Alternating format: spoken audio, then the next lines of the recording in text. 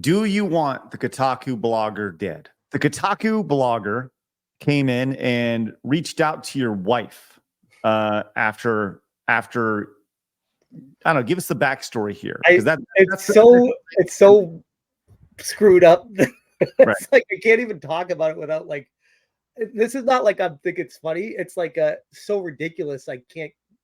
My brain can't comprehend it. She was upset that I retweeted a random post from a random dude among a slew of posts that I retweeted yesterday or 2 days ago for the End Kotaku hashtag that I started and created a petition on change.org where I was like, this company needs to go. It's a cancer to the video game industry. It makes professional journalists look bad because they get grouped in with a company like Kotaku. And that was my main push for it. And apparently one of the people of the many, like over 10 that I retweeted, one of them had something like a backstory with her that I had no idea about. And she like went from 0 to 1,000,000 instantly over that. And I was like, okay, sorry. Like I deleted the tweet of like, I had no idea of your history with this guy. And I deleted it, but that wasn't enough. That wasn't the problem. Like you already know that she wants more. She wants people talking about her, and she's getting her wish. So I deleted that tweet and told her I was done with it, like whatever. And then she screenshot it before I deleted it and plastered it on her own Twitter profile, telling her followers how awful of a person I am because I wanted her dead. And I'm like, how did you get that from that? You know, how did you make that leap? So okay. Question. Do you want the Kotaku blogger dead? No. Okay. As I stated in my video yesterday, no, I do not want her dead. I don't. Just because I say I want Kotaku to go away, that doesn't mean I want her dead or anyone else working there dead. I almost wonder if they've been so ingrained in the culture of Kotaku that they take personal offense to when you say you want to end a company, that they look at it like they are the company. It's like, no, you're a person employed by this company. You are not the person I want to be gone. You know, like that's wholly separate. I guess it's a part of what happens, but you're still going to be alive, hopefully, after it. Where do we get to the point to where she's reaching out to your personal family? Because I think anybody who's online, go ahead. I'll say anybody who's online, I think there's a very distinct line, and that crosses the line. That's the nicest way to put it. There was one step in between that happening and her contacting my wife. The step in between was she started DMing me, and she was just telling me how awful of a person I am. And all the screenshots and everything, if anyone's looking for them, they're on smashjt.com. I have the article and every links, all the evidence, everything screenshotted because it's probably going to go into private mode, probably delete it. So I always make sure to save the evidence because you know how these people operate. So anyways, she started DMing me and it was just whack job messages. Okay, so she reaches out to you privately, yells at you privately. You do not respond to her, so she then goes public with it and starts yelling at you.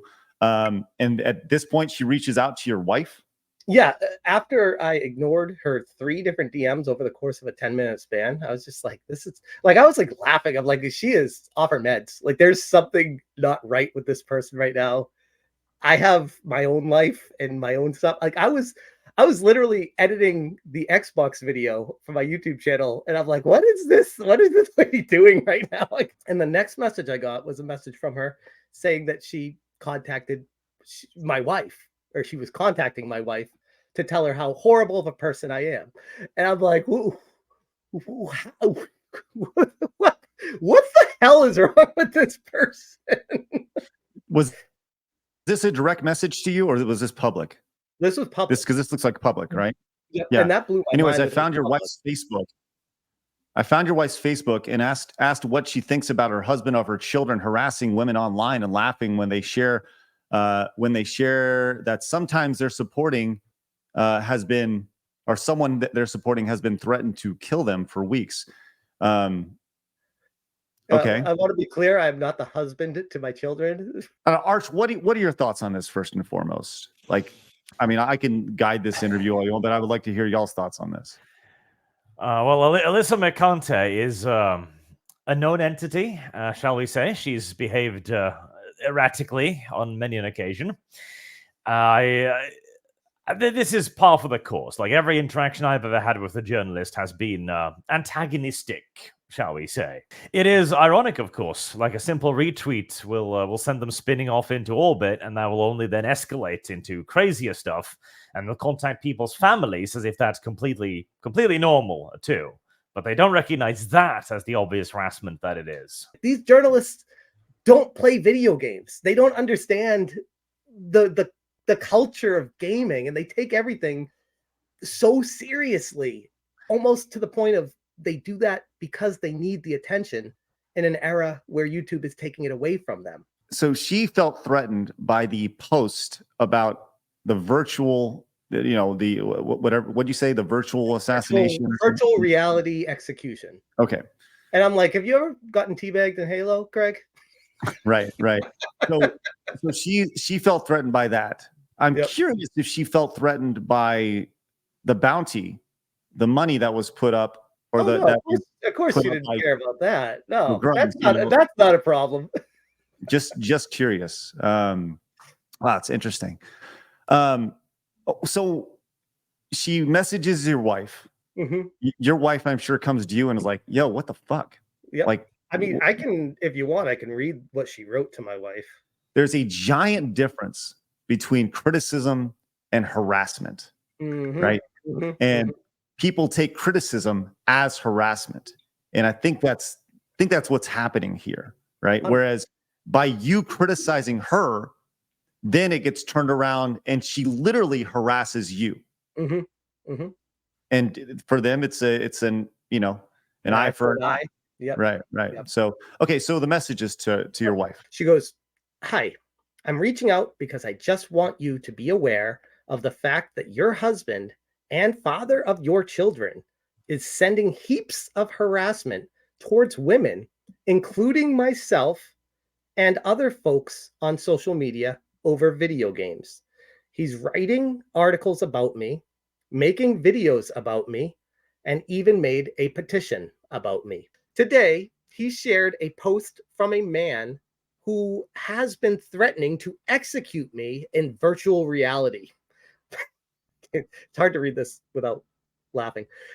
"For weeks, a man has been photoshopping himself, pointing guns at me and blood on my face.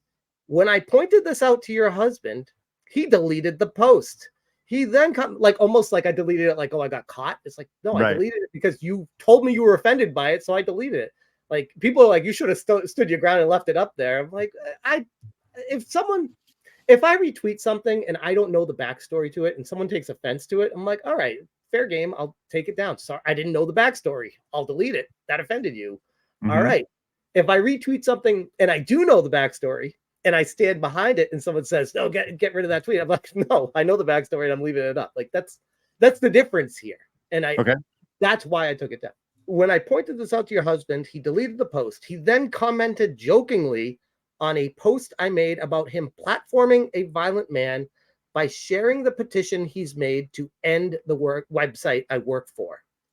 And the man who photoshopped himself pointing guns at me, keep in mind, as I'm sure you've I've seen your Photoshop battle with her with the screenshots and your hair and all that stuff. Like, it seems to be perfectly fine in her world if she's doing it to other people. But when people do it to her, it's harassment. It's a one-way road, and it's comical how she can't even see it, how obvious it is. It's like right in front of her and she still ignores it, to the point of, and I'm sure you saw this, she tweeted out her in front of a green screen, basically telling everyone, have at it, do whatever you want to me, ha ha ha.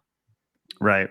And then she takes offense to when people do it. Well, okay, so she goes to your wife, hey, look what she did, look what your husband did, what a bad person he is. What does the conversation look like with your wife after that? I mean, not to get too personal, but I'm sure your wife's fine. It's fine. Well, it's one paragraph left, and then I'll go into that. I can't speak to the nature of you. I can't speak to the nature of your relationship or what kind of father he is, but I certainly wouldn't want my partner harassing women online over video games, and platforming the people that are threatening to kill them. It seems like something he shouldn't be so invested in at his age. Have a good one. I Arch, can't speak for it, but I'm going to go on and do so anyways. You don't know her. You don't know our relationship. What if, like I said in my video yesterday, what if we were on the rocks? What if there was an issue we're dealing with and we're trying to make it through? I mean, every relationship has its speed bumps. It's impossible not to. And what if she caught us at a bad time? You know, like that's what really irked me about this, is how she didn't care. It was so flippant about ruining my life. Okay, so I guess what's next? What's the next situation here? Because like this is, it's obviously when anybody with any semblance of common sense can see this is like next level unhinged shit, right? Like she's not contacting your wife for a story. She's contacting your wife to try to destroy my relationship. Right. That is not the actions of a journalist. No. Right. And I use that term endearingly. Right. But it is the actions of an activist. So she approached your family, your wife, right? I mean, after all, you are the father of her children. I mean, so hey, but there are people that work in the industry that are like, fuck yeah. Like she's doing the right thing. That's actually, if I wasn't, look at this. Here's the thing. This guy is exhibit A as to what is wrong with, very loosely use the word, professional journalism today. They've had so much power and influence for so long that they feel like they can do no wrong. They feel like whatever they say will be backed by people high up in the game industry. So it doesn't matter what you peons think or what you say, because the people that hold the power are making just as bad decisions as the people under them, allowing them to continue this rotting from the inside out of the industry. Magic the Gathering and Warhammer artist Paul Scott Canavan says he wants to track down and string up loved ones of people he disagrees with. Arch, that sounds like really a stable behavior. Oh, absolutely. It's just a little poorly worded, that's all. No intent behind it or anything, of course. He said in response to the Kotaku blogger, says, this is absolutely the play. We should be doing this with all these weird creeps. All you weird creeps with families and kids and wives and loving relationships. So weird. Track down their significant others and mothers and string them up. Huh. Okay. So people called him on it, right? And this person says, all right, let me find your mother and partner and harass them. Fair game. Gotcha. I love to learn from the good guys. And he says, I mean, if I turn into a total piece of shit and start harassing women online, then yeah, go nuts. And by the way, he has since locked his account. Arch, are you familiar with this person at all? Not over much. I did look him up. I found his link tree. He's worked on like one project for Black Library, so he's not like a big name in the Games Workshop or Warhammer spheres. But the very fact that he is an accredited artist who works for Magic the Gathering and these big companies means that this is accepted within his sphere of existence. The companies think this is just fine. Well, that brings us to the Umbrella Guy. It says, fascinating. Is that a company stance? Stringing up moms and significant others? And he responded with, I think you may have misunderstood. The conversation was about holding people accountable for their attacks on the internet. I don't think it's a super controversial take. Did you it's almost like what I said. It's almost like these people have never seen a mirror. Right. It's pretty amazing. And then he accused Grums of sending a hate mob after him. Seems a little unkind, considering I was just agreeing that people who attack others on the internet should be held accountable by stringing them up. Isn't that sending a hate mob to people by doing that? Like, why is it okay for him and not Grums? And I'm not saying Grums did it, but I'm just saying by his logic, That makes no sense. Right. Well, it's because it's not his logic. That's why. There's no And logic. this is oh no, there's a lot of logic. This is Herbert Marcuse 101. Maximum charitability to your friends, maximum uncharitability to your opponents. What is the reason for this angle, in your opinion? Arch, I'll let you take that, then I'll give you my thoughts. Oh, we could go down a rabbit hole here. We expected it.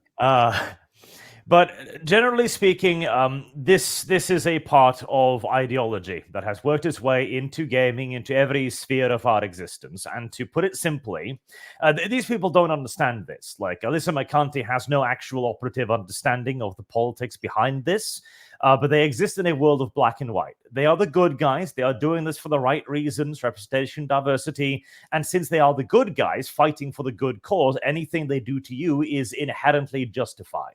It is repressive tolerance. That's why. So when they do something to you, even if you have done the opposite, they will go, okay, well, I did it to the bad person, thus it's good.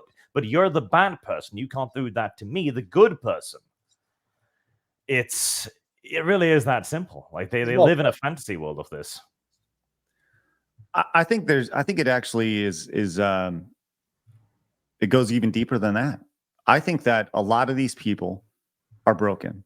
A lot of these people come from broken families. They come from they had parents that they didn't feel loved them. They had parents who families that came from divorces. They had something bad happen to them along the way. They had some sort of negative thing happen to them personally, and then ultimately they feel like they need to kind of, for lack of a better term, get back at society, get back at people. And then they are, for lack of a better term, indoctrinated in this way that they can get back on society. And they have a platform to do so now, with X, social media, Kotaku jobs, whatever. And if there's one thing that has become painfully clear, is that there are two very different societies, right? And the vast majority of people who are screaming and just crying harassment, if they were to talk to themselves, like them, the exact same them 10 years ago, 15 years ago, the person 10, 15 years ago would probably punch the version of themselves right now in the face and be like, you're a fucking idiot. Right? Because I think having a strong family is great. I think that raising your kids with a two-parent household is very ideal, right? And I think that's where a lot of this stems from, is personal issues that ultimately, once they get any sort of semblance of power, you have people who are extremely insecure narcissists, if that makes sense. Extremely insecure narcissists who, as soon as you see this with the community managers, as soon as they get a tiny snippet of power, it goes straight to their head. And you see people like, yeah, like this guy clapping along, or yes, we should do this, right? And they're like, yes, we should. And it validates those thoughts over and over again, where you have these insecure narcissists. And that's really what it comes down to. And it's sad. That's the thing. That's my worry with all this, is I'm not mad at these people.